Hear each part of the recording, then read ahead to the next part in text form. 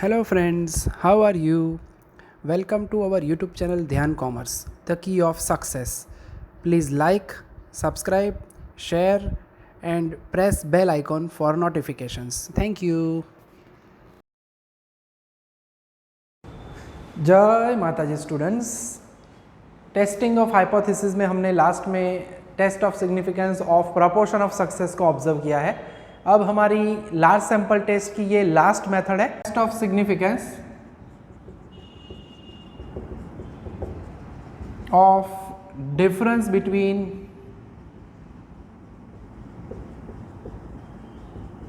To proportions. ठीक है, कह सकते हैं हम ये नाम।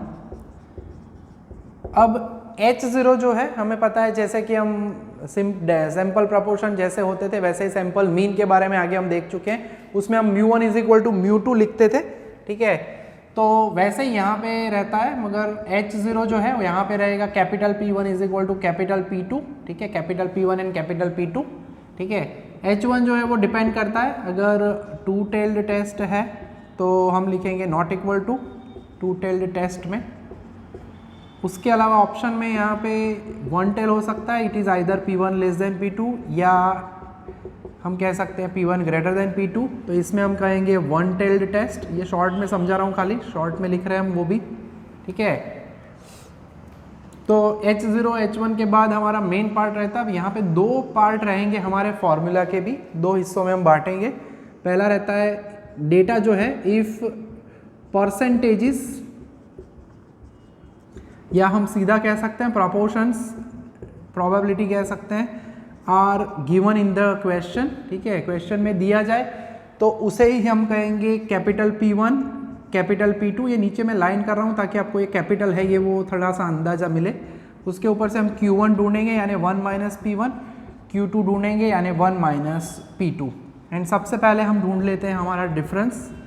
डिफरेंस जो है वो फॉर्मूला यहाँ पे दोनों हिस्सों में अलग रहती है, capital P1 minus capital P2 लिखेंगे हम। देन स्टैंडर्ड एरर की फॉर्मूला है, स्टैंडर्ड एरर नीचे लिखना है P1 minus P2। Difference between sample proportion two, I mean यहाँ पे सैंपल प्रोपोर्शन लिखते हैं, दैट इज ओके। प्रोपोर्शंस में सैंपल का ही प्रोपोर्शन का हम डिफरेंस के बारे में देखने वाले हैं। उसके ऊपर से हम एस्टिमेट करते हैं पॉपुलेशन को। So standard error with respect to difference of proportions, जिसके अंदर फॉर्मूला सिंपल है P1 Q1 upon N1 plus P2 Q2 upon N2। तो ये पहली मेथड की हमारी फॉर्मूला का पार्ट हुआ। दूसरी मेथड की फॉर्मूला में फ़र्क क्या है, तो जब परसेंटेजेस दिए जाए तो ये फॉर्मूला हम यूज़ करने वाले हैं। एंड सेकेंड में हम कहते हैं, ठीक है, कि if frequencies are given, technically कहे तो पहले का ऑपोजिट पार्ट है, frequencies are given, that means percentages are not given, यानी परसेंटेजेस ना दिए जाए तो हमें यूज़ करनी है सेकंड मेथड। ठीक है, तो पहला याद रखना है, एक परसेंटेजेस दिए जाए तो ये मेथड यूज़ करेंगे, अदरवाइज सेकंड। अब इसके अंदर हमें दिया जाता है x1 n1 x2 n2 और इसके ऊपर से हम प्रोपोर्शंस फाइंड करते हैं। अब स्मॉल p है, मेंशन करने के लिए मैं ड्रॉ करके दिखा रहा हूँ, x1 upon n1, then P2 होता है हमारा x2 अपॉन N2। ठीक है, वैसे तो बड़े हो चुके हैं मगर ये लाइन करना ज़रूरी है ताकि ये दोनों मेथड का आपको डिफरेंस पता चले। एंड यस, डिफरेंस में भी डिफरेंस है। यस, क्या होगा इसका मीनिंग, आई मीन यहाँ पे जो डिफरेंस है उसमें capital P1 minus capital P2 लेते हैं और यहाँ पे जो आने वाला है वो लेने वाले हैं हम small p1 minus small p2। अब यहाँ पे मैं लाइन नहीं ड्रॉ कर रहा, मगर आप देख सकते हो P1 P2 नीचे लटके हुए हैं, आई मीन स्मॉल है, कैपिटल नहीं है। ठीक है, अब एक चीज़ और यहाँ पे है, हमें पी कैप ढूंढना होता है, that is N1 P1 plus N2 P2 upon N1 plus N2। Combined proportion कह सकते हैं हम इससे, मिश्र मध्य को रीते मिश्र प्रमाण। N1 P1 यानी कुछ नहीं, N1 इंटू P1 होता है x1, यानी एग्जाम्पल में वैल्यू रखेंगे तो यही समझना है हमें, तो यूज़ करेंगे हम ये फॉर्मूला, ये खाली एक्स्ट्रा समझने के लिए है। और पी कैप अगर मिल जाए तो क्यू कैप सिंपल होता है, बुक के अंदर वो कैप नहीं लिखते, ओनली पी क्यू लिख रहे हैं, इट इज़ ओके, चलेगा। एंड उसी तरह से इसकी स्टैंडर्ड एरर की फॉर्मूला जो कि पी कैप क्यू कैप या पी क्यू लिखा है बुक में और पड़ोस में ब्रैकेट में होता है 1 upon N1 plus 1 upon N2। तो ये फॉर्मूला का हिस्सा है। ओवरऑल अगर एक्सरसाइज में देखते हैं तो एक्सरसाइज नंबर 2.4 में खाली 5 एग्जाम्पल दिए हैं। 2 एग्जाम्पल हमारे पहली मेथड के हैं और बाकी के 3 एग्जाम्पल दूसरी मेथड के हैं।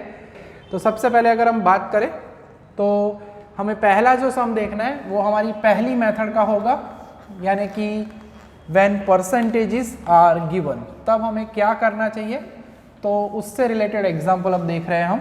ठीक है, जैसे कि क्वेश्चन में आपको क्लियरली पता चली जाएगा कि कौन से एग्जाम्पल हैं वो पहली मेथड के हैं, कौन से एग्जाम्पल दूसरी। In a large city a 20% of a random sample of 900 school boys had defective eyesight, यानी हमें यहाँ पे क्वेश्चन दिया गया है डिफेक्टिव आई साइट से रिलेटेड के, आंखों में खामी, आई मीन एरर, कुछ गड़बड़ है, डिफेक्ट है आंखों में। In another large city B 15.5% of a random sample of 1600 school boys had the same defect, यानी आई साइट में डिफेक्ट है। 2 सिटीज का डेटा दिया गया है, दोनों में प्रपोर्शंस दिए गए हैं। सबसे पहला काम करना है H0 में हम लिखेंगे capital P1 is equal to capital P2।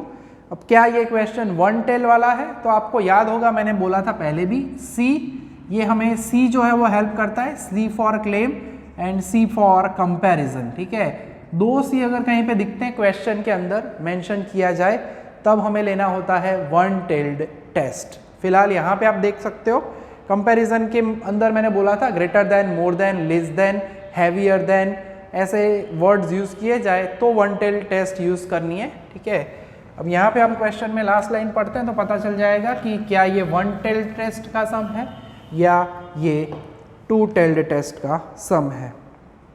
तो दिया क्या है, in a large city a 20% of a random sample, ठीक है, वो हमने पूरा पढ़ लिया। दूसरे में 15.5% है और लास्ट में कहते हैं is the difference between 2 proportion significant, question mark नहीं दिया है, समझना है। ठीक है, क्या दोनों में डिफरेंस है, तो क्वेश्चन नॉर्मल है, कोई कंपैरिजन नहीं है कि सिटी ए में मोर लेस ऐसे वर्ड हो, ग्रेटर देन। ठीक है, तो यहाँ पे आएगा 2 टेल्ड टेस्ट, सिंपली हम यूज करेंगे 2 टेल्ड टेस्ट का पार्ट, क्योंकि उन्होंने कोई कंपैरिजन क्लेम नहीं दिया है यहाँ पे।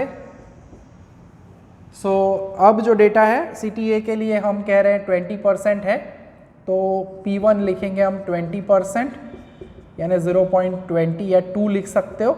N1 दिया गया है हमें 900, दूसरे सिटी के लिए P2 में हमें दिया गया है 15.5%, यानी 0.155, और N2 की वैल्यू है 1600।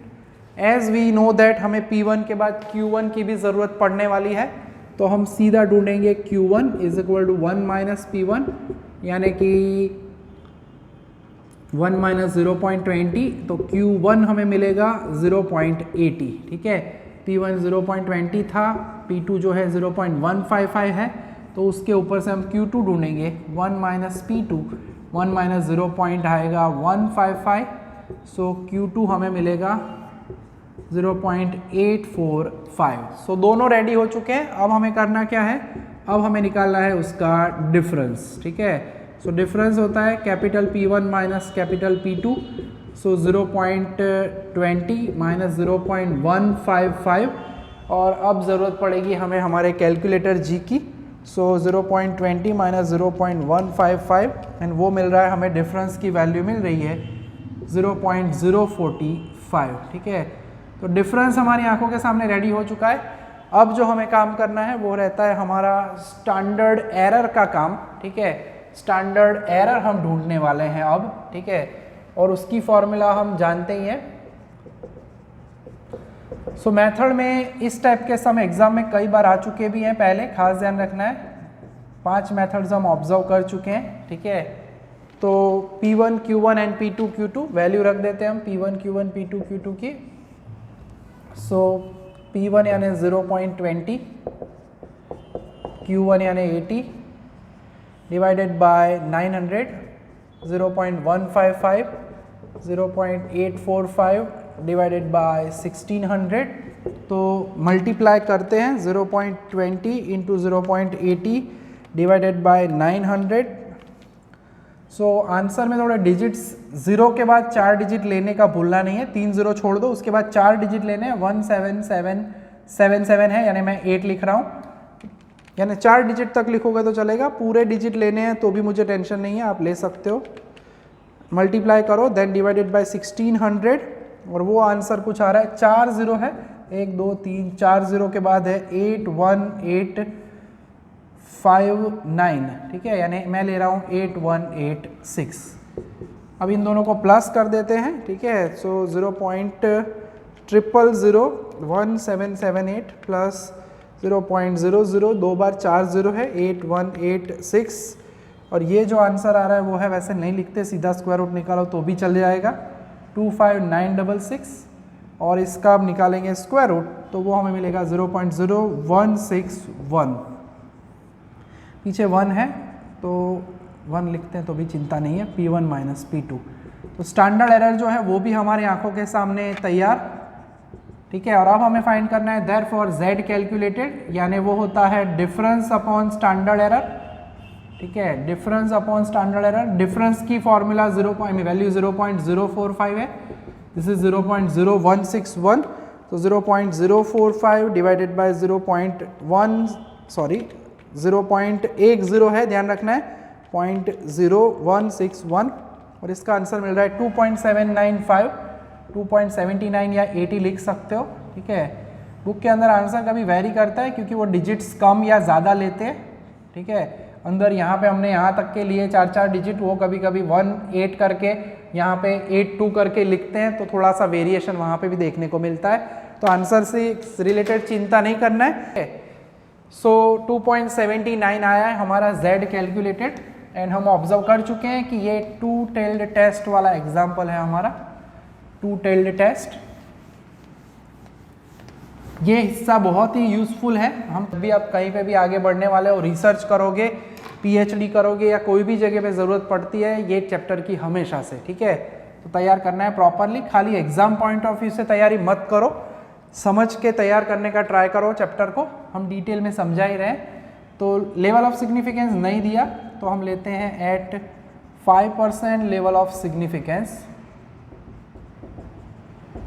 एंड टेल जो है वो 2 टेल्ड है, फॉर 2 टेल्ड टेस्ट हमें पता है Z tabulated is 1.96, therefore Z calculated देख सकते हो, it is greater than Z tabulated, therefore H0 is rejected।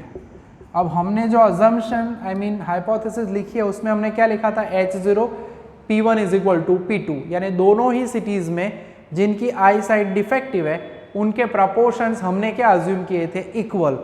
H0 में हमने लिखा था H0 नल हाइपोथेसिस में capital P1 is equal to capital P2, मगर हाइपोथेसिस जो है वो एक्सेप्ट नहीं हुई, रिजेक्ट हुई, यानी हम कह रहे थे कि दोनों ही सिटी के proportion of defective I site persons equal है, जबकि यहाँ पे हमें क्या मिला, रिजेक्टेड। देयरफॉर हमें कहना चाहिए, क्वेश्चन को ऑब्जर्व करके उसमें से आंसर निकाल सकते हैं, difference between 2 proportions is not same, हमारे वर्ड्स में लिखना है नॉट इक्वल टू यानी नॉट सेम, या आप लिख सकते हो बुक में लिखा है सिग्निफिकेंट, तो हम कहेंगे यस सिग्निफिकेंट बिटवीन 2 प्रपोर्शंस, हमारे लैंग्वेज में कहे तो इज नॉट सेम या इक्वल, ठीक है। दोनों के जो प्रपोर्शंस है, proportions of defective eyesight, वो इक्वल नहीं है, यानी yes there is significant difference, दोनों की आई साइट में डिफरेंस है, ऐसा भी आप समझ सकते हो इन साथ में अगर कंपेयर करना चाहो तो। में दिया गया है that a company has head office at Kolkata and branch office at Mumbai. The personal director wanted to know if the workers at 2 places would like the introduction of a new plan of work and a survey was conducted for this purpose, यानी उन्होंने एक नया कुछ plan launch किया है, उससे related दोनों branches में उन्होंने सर्वे किया है, और सर्वे के लिए डेटा जो दिया है हमें वो इम्पॉर्टेंट है। प्रपोर्शन भी जो होने चाहिए P1 P2 वो सेम चीज़ों के प्रपोर्शन होने चाहिए, जैसे लास्ट में था आई साइट डिफेक्टिव, तो दोनों आई साइट डिफेक्टिव का प्रपोर्शन था, यहाँ पे वही चीज़ में कुछ तो गड़बड़ है, इसी लिहाज से ये सम बन जाता है मोस्ट IMP की कैटेगरी में, ठीक है, इंपॉर्टेंट गिना जाता है ये सम। क्वेश्चन में देखते हैं फिर बताता हूँ। Out of 500 workers at Kolkata 62% underline करना, favoured the new plan. Workers में कुछ ऐसे होते हैं जो फेवर में होते हैं, बाकी के कुछ होते हैं वो अगेंस्ट में होते हैं। यहाँ पे पहला प्रपोर्शन दिया है, अंडरलाइन खास करना, फेवर्ड द न्यू प्लान। 62% ने फेवर किया, नेचुरली बाकी के 38% ने उसको अगेंस्ट में रहे कि हमें प्लान पसंद नहीं है। ठीक है, आगे बढ़ते हैं। At Mumbai out of sample of 400 workers 41% were, खास वर्ड पढ़ना है, अगेंस्ट द न्यू प्लान, यानी यहाँ पे 41% अगेंस्ट में है, तो नेचुरली 100 - 41 यानी 59% जो है वो होंगे इन फेवर। तो यहाँ पे जो परसेंटेजेस दिए हैं, प्रपोर्शंस दिए हैं, वो अलग अलग तरह के हैं, तो हमें खाली दूसरे प्रपोर्शन को कन्वर्ट करना होगा फेवर वाले में, और फिर हमारा सम जो आगे किया सेम टू सेम वैसा ही रहेगा। ठीक है, बाकी क्वेश्चन उसी तरह का है, टू टेल्ड है। Is there any significant difference between two groups in their attitude towards the new plan. यहाँ पे उन्होंने नहीं बोला है कि फेवर या अगेंस्ट, तो हमें डिसाइड करना है कोई एक पार्ट में कि हम फेवर में लिखेंगे या अगेंस्ट में, तो वो मेंशन करेंगे हम बाद में। एंड बोला हुआ है 5% लेवल ऑफ सिग्निफिकेंस, ना बताते तो भी हम 5% ही लेते।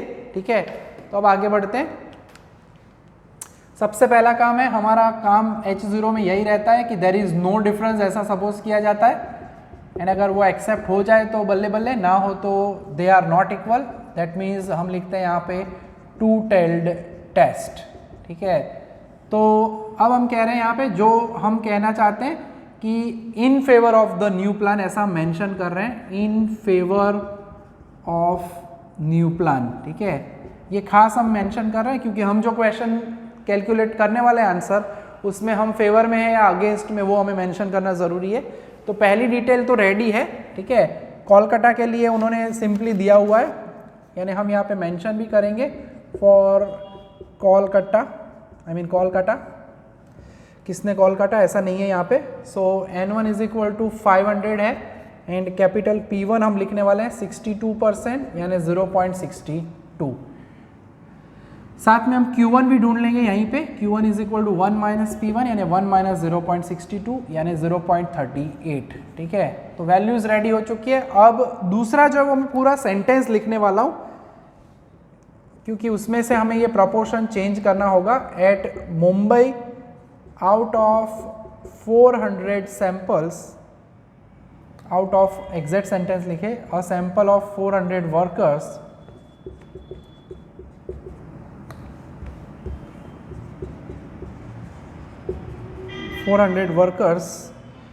41% were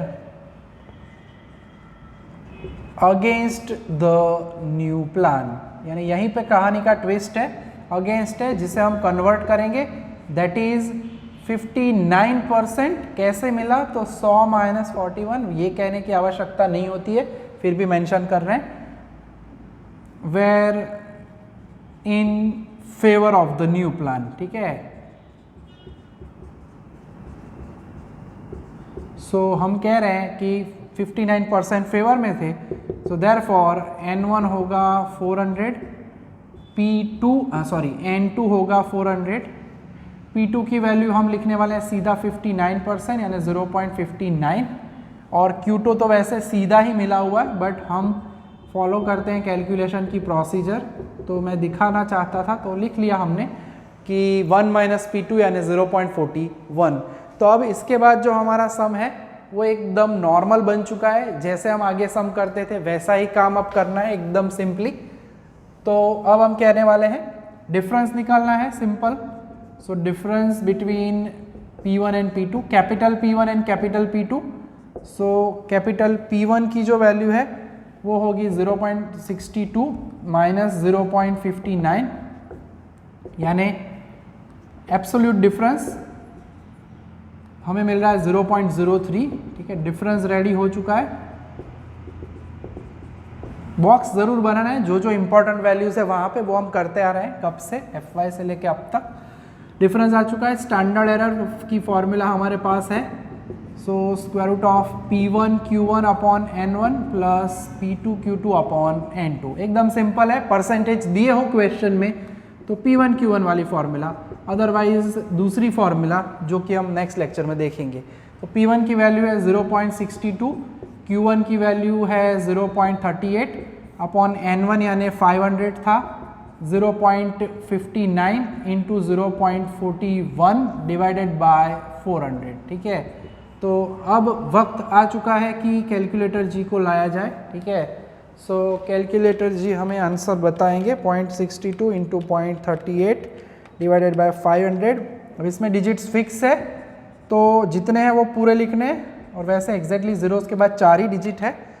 0.59 इंटू 0.41 डिवाइडेड बाय 400 अगर करते हैं तो वो मिल रहा है हमें 0.00060475 प्लस मैं करता हूँ 0.000471 तो इसका टोटल हमें मिल रहा है इन द स्क्वायर रूट 0.00107595। ठीक है, और जिसका स्क्वायर रूट निकालेंगे हम तो हमें मिल रहा है 0.0328। ज़ीरो है तो हम 0.0328 ही रखेंगे। ठीक है, तो वैल्यू मिल चुकी है। अब हम फाइनली जाते हैं हमारी Z कैलकुलेटेड की फॉर्मूला से रिलेटेड आगे पार्ट करना है हमें, difference upon standard error.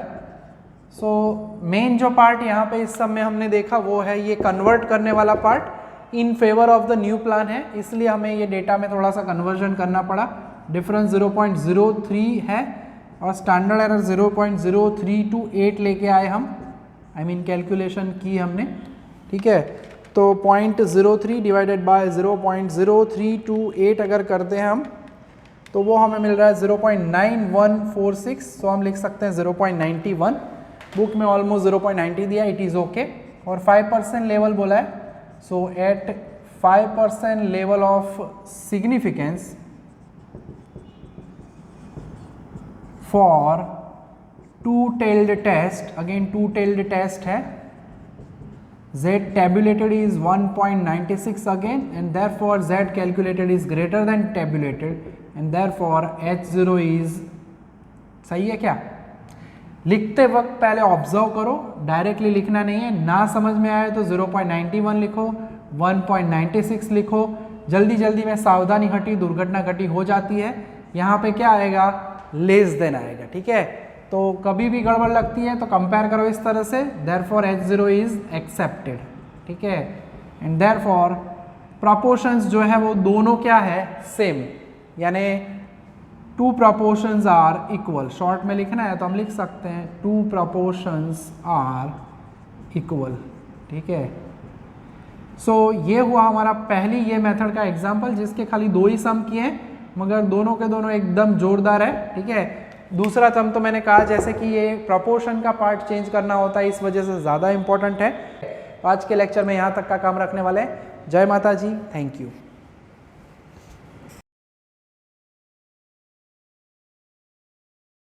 Please like, subscribe, share and press bell icon for notifications.